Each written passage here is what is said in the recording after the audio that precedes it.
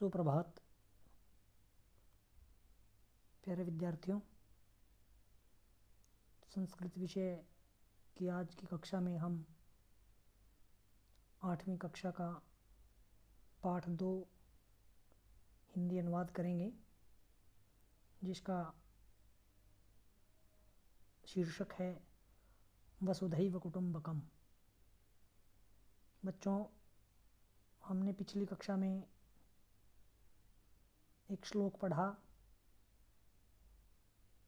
अयम निजः परो वेति गणना लघुचेतसाम उदारचरितानां तु वसुधैव कुटुंबकम, जिसका भाव है कि अपने और पराये की गणना छोटे हृदय वाले लोग करते हैं और उदार हृदय वाले व्यक्तियों के लिए तो ये पूरी पृथ्वी ही एक परिवार के समान है। अर्थात वो किसी भी व्यक्ति को अपने और पराये के भेद से नहीं देखता।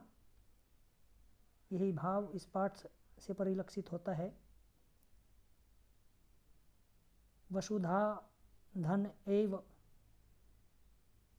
अगर इसका संधि विच्छेद करेंगे, वसुधा का अर्थ है पृथ्वी, एव का अर्थ है ही, निश्चयवाचक अव्ययपद है, और कुटुंबकम का अर्थ है परिवार। अर्थात पृथ्वी ही परिवार है उन व्यक्ति विशेष के लिए जो अपने और पराये की गणना नहीं करते। इसी भाव को परिलक्षित करता है पाठ, जिसकी हिंदी व्याख्या आज हम करेंगे। शुरू करते हैं। एषः काकः अस्ति, यह कौवा है। बच्चों, यहाँ काकः जो है वो एक संज्ञा पद है, और उससे पहले अगर सर्वनाम आए तो सार्वनामिक विशेषण का काम करता है, हमें पहले से ही विदित है। तो एषः का अर्थ है यह, काकः का अर्थ है कौवा, अस्ति का अर्थ है क्रियापद है अस्ति, और काकः कर्ता पद है, एषः जो है वो सार्वनामिक विशेषण है, सर्वनाम नहीं है, ये ध्यान रखें। यह कौवा है। एषा चटका अस्ति, ठीक वही स्थिति यहाँ है। चटका संज्ञा पद है, चटका का अर्थ है चिड़िया, अस्ति का अर्थ है, और उससे पहले एषा स्त्रीलिंग, एतत् प्रथमा विभक्ति एक वचन, विशेषण विशेष्य का भाव है, क्योंकि चटका प्रथमा विभक्ति एक वचन है, इसीलिए ऐसा भी एतत् स्त्रीलिंग प्रथमा विभक्ति एक वचन। क्योंकि हमने पिछली कक्षा में पढ़ा कि विशेषण और विशेष्य में जो विभक्ति और वचन है वो हमेशा समान रहता है। तो यह चिड़िया है। एते द्वे मित्रे स्तः, एते ये दो, द्वे दो। अब हमने पिछली कक्षा में ये भी पढ़ा है कि 1 से 4 तक की संख्याओं के जो रूप हैं वो लिंग के अनुसार चलते हैं। जैसे 2 के रूप चलते हैं, द्वे है, द्वे द्वे, द्वे है पुल्लिंग, द्वे नपुंसकलिंग और द्वे स्त्रीलिंग। तो बच्चों यहाँ आप देखेंगे एते द्वे, ये दोनों, मित्रेस्त है, मित्र हैं। मित्रे, मित्रम नपुंसकलिंग शब्द का प्रथमा विभक्ति द्विवचन है, इसीलिए एते नपुंसकलिंग प्रथमा विभक्ति द्विवचन रूप चलेंगे। एतत् एते एतानि, और द्वे जो है वो भी नपुंसकलिंग पद है। द्वे जो है इसके रूप जो है हमेशा द्विवचन में ही चलते हैं। जैसे द्वे द्वे, द्वाभ्याम द्वाभ्याम, द्वाभ्याम, द्वयोः द्वयोः, इस तरह से। तो ये दोनों मित्र हैं, एक चिड़िया और एक कौवा। इसके बाद एकदा, ये अव्ययपद है। इतः ततः परिभ्रम्य तौ एकस्मिन् वृक्षे निर्मितम् एकं सुंदरम गृहम् अपश्यताम्। अब इसकी व्याकरणिक इकाइयों को जानेंगे। एकदा अव्ययपद है, इतः ततः ये भी अव्ययपद है। परिभ्रम्य को अलग अलग करेंगे। परि उपसर्ग है, भ्रम धातु है और ल्यप प्रत्यय है। भ्रम धातु से पहले, क्योंकि परि उपसर्ग आया है, इसीलिए जब धातु से पहले उपसर्ग आए तो उसकी भूतकालिक क्रिया बनाने के लिए ल्यप प्रत्यय का प्रयोग किया जाता है। हम पिछली कक्षाओं में भी ये जान चुके हैं। ये दो प्रत्यय हैं, त्वा और ल्यप। जब धातु से पहले उपसर्ग नहीं होता तो त्वा प्रत्यय जोड़ करके हम भूतकालिक क्रिया बनाते हैं। जैसे अगर भ्रम में त्वा जोड़ेंगे तो बनेगा भ्रमित्वा। भ्रमित्वा का अर्थ है भ्रमण करके। परिभ्रम्य का अर्थ है चारों ओर घूमकर। तौ वे दोनों एकस्मिन वृक्षे, एकस्मिन एक शब्द का सप्तमी विभक्ति एक वचन है। एक शब्द के रूप केवल एक वचन में ही चलते हैं, तो ये सप्तमी विभक्ति एक वचन है। वृक्षे भी सप्तमी विभक्ति एक वचन है, तो एकस्मिन में और वृक्षे में विशेषण विशेष्य का भाव है। वृक्षे विशेष्य है और एकस्मिन उसका विशेषण है, तो दोनों में लिंग और वचन जो है वो विभक्ति जो है वो समान रहती है।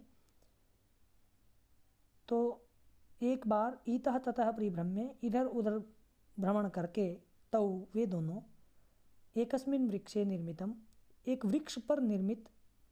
वृक्षे में अधिकरण कारक है, में पर जिसका कारक चिन्ह है। एक वृक्ष पर निर्मितम एकम सुंदरम गृहम अपश्यताम, एक सुंदर घर को देखा।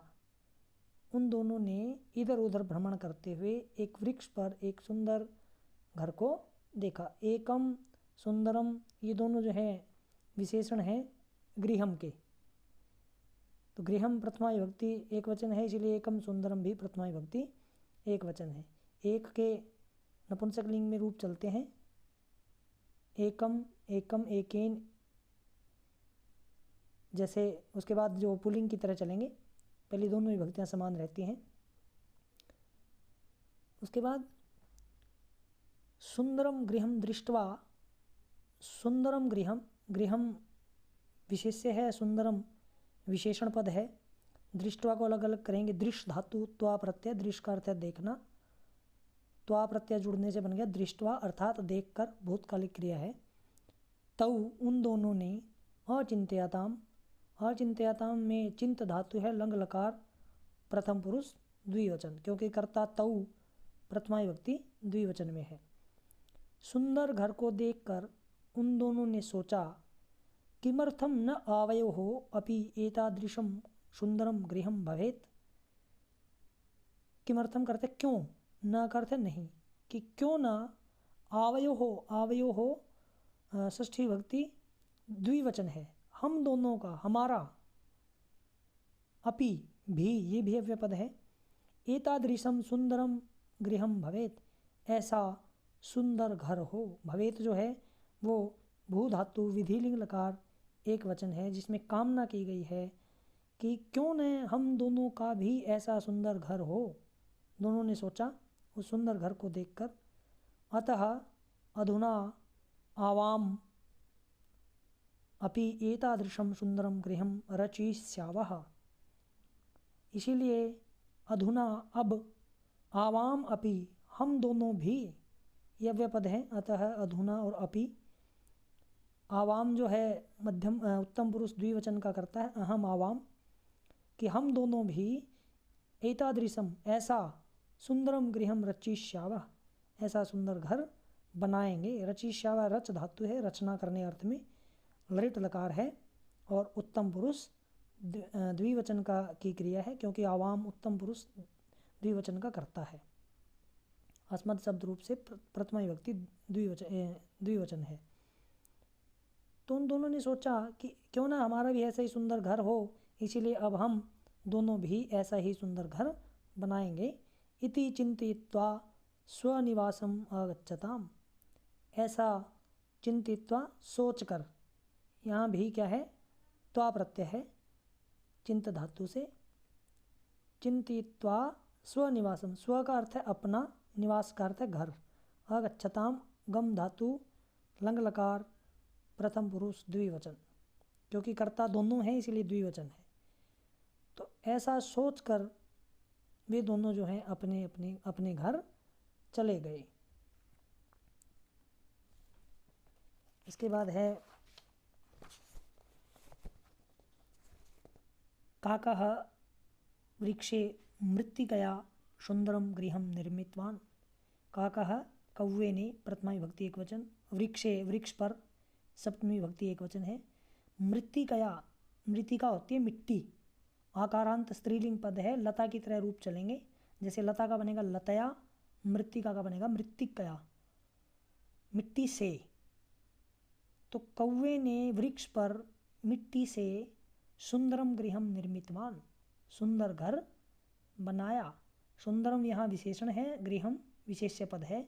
निर्मितवान में देख रहे हैं आप, निर उपसर्ग है, माँ और त्वतु प्रत्यय है पुल्लिंग में। स्त्रीलिंग में जुड़ता है वती या मति और पुल्लिंग में जुड़ता है मान या वान। तो कौवे ने वृक्ष पर मिट्टी से सुंदर घर बनाया। दूसरी ओर चटका चिड़िया, प्रथमा विभक्ति एक वचन। तृणई ही, तृण होता है घास, तृतीया विभक्ति बहुवचन है। अर्थात घास से, चिड़िया ने घास के टुकड़ों से स्वगृहम निर्मितवती, स्व का अर्थ है अपना, गृहम का अर्थ है घर, निर्मितवती में निर उपसर्ग माँ और त्वतु प्रत्यय है स्त्रीलिंग में। अभी मैंने बताया जब त्वतु प्रत्यय जुड़ता है पुल्लिंग में तब मान और वान शेष रहता है, और जब स्त्रीलिंग में जुड़ता है तो वती शेष, मति और वती शेष रहता है। चटका तृणई ही स्वगृहम निर्मितवती, चिड़िया ने घास के टुकड़ों से या घास से अपने घर को बनाया। इसके बाद एकदा भीषणे ग्रीष्मकाले सर्वत्र शुष्कम अभवत्। एकदा एक बार अव्ययपद है। भीषणे ग्रीष्मकाले, ग्रीष्मकाले गर्मी के समय में, ये विशेष्य है और विशेषण है भीषणे, ये विशेषण पद है। दोनों में सप्तमी विभक्ति एक वचन है। एक बार भीषण ग्रीष्मकाल के समय में, सर्वत्र शुष्कम अभवत्, सर्वत्र अव्ययपद है, हर जगह है। शुष्कम करता सूखा, अभवत् हुआ। एक बार भीषण भयंकर जो है गर्मी के समय में सूखा हुआ हर जगह। सर्वे दुखिनः आसन्, सर्वे है ये विशेष्य पद है, दुखिनः है विशेषण पद है, सभी दुखी हुए, सभी दुखी थे। चटकायाः गृहम् अपि नष्टम् अभवत्, चटकायाः षष्ठी विभक्ति एक वचन, जैसे लतायाः आकारांत स्त्रीलिंग पद है। गृहम् अपि नष्टम् अभवत्, चिड़िया का घर भी नष्ट हुआ। नष्ट में नष्ट जमा त प्रत्यय है नपुंसकलिंग पद में। सा खिन्ना आसीत, सा तत् शब्द स्त्रीलिंग प्रथमा विभक्ति एक वचन, खिन्ना का अर्थ है दुखी। सा खिन्ना आसीत, वह दुखी थी क्योंकि उसका घर नष्ट हो गया था, क्योंकि इस तिनकों से बना था तो बड़ी भयंकर गर्मी पड़ी जिससे वो सूख गया। सा चिंतयति, उसने सोचा, किम करोमि, कि क्या करूं ऐसी स्थिति में। तो परंतु काकस्य गृहम न नष्टम, क्योंकि कौवे का घर जो है मिट्टी से बना था इसीलिए कौवे का घर जो है नष्ट नहीं हुआ। काकस्य में षष्ठी विभक्ति एक वचन है। तत्तु मृत्तिकायाः आसीत्, वह तो, तू जो है अव्ययपद है, वह तो मृत्तिकायाः, ये जैसे ऊपर हमने पढ़ा चटकायाः षष्ठी विभक्ति एक वचन, ये भी षष्ठी विभक्ति एक वचन है, आकारांत स्त्रीलिंग पद है। वह तो मिट्टी का था, आसीत अस धातु लंग लकार प्रथम पुरुष एक वचन, वह तो मिट्टी का था इसीलिए नष्ट नहीं हुआ। अब ऐसी स्थिति में चटका चिंतयित्वा काकस्य गृहम गच्छति, चिड़िया सोच कर विचार करके, चिंतयित्वा में चिंत धातु त्वा प्रत्यय है, काकस्य गृहम गच्छति, काकस्य में षष्ठी विभक्ति एक वचन है और गच्छति में गम धातु है, गृहम द्वितीय विभक्ति है। चिड़िया ऐसा सोच कर कौवे के घर जाती है। उसने कौवे से कहा, चटका काकम कथयति, चिड़िया ने कौवे से कहा भ्रातः, कि हे भ्राता, अस्मिन् भीषणे ग्रीष्मकाले मम गृहम नष्टम अभवत्। अस्मिन् भीषणे ग्रीष्मकाले, अस्मिन् सप्तमी भक्ति एक वचन, भीषणे सप्तमी भक्ति एक वचन, ग्रीष्मकाले सप्तमी भक्ति एक वचन। अस्मिन् जो है वो सप्तमी भक्ति एक वचन है, क्योंकि भीषणे भी सप्तमी भक्ति एक वचन है, क्योंकि ग्रीष्मकाले जो है वो विशेषण है, विशेष्य है, ये दोनों उसके विशेषण है। इस भीषण, इस भयंकर गर्मी के समय में मम गृहम नष्टम अभवत्, मम षष्ठी भक्ति एक वचन अस्मद शब्द रूप से, मेरा घर नष्ट हो गया। गृहम द्वितीय विभक्ति एक वचन कर्म कारक है।